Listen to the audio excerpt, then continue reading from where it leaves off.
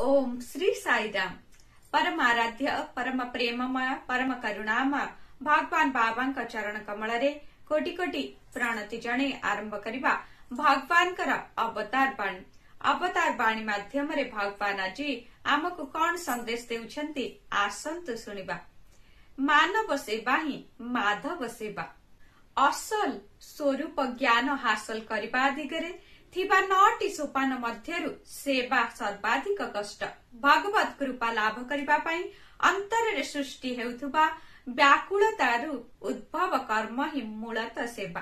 अहंकार निर्मूल करिबा पई एहा सर्वप्रधान सेवा धर्म माध्यम रे ही केवल प्रवृत्ति मनोवृत्ति और इंद्रिय मानक उपरे प्रभुत्व जाहिर करी हुए एवं ताहारी माध्यम रे दैवत्व हासिल करी हुए। सेवा करिबा पई जे मनोभाव प्रयोजन ताहा सिखाइबा पई मु आसीछि। प्रेम भाव सेवा आकार रे प्रकाशित हुए। भगवान ही प्रेम मानवर सेवा करू करू आविष्कृत हुए।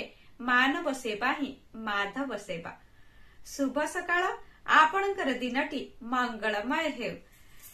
जय साईराम।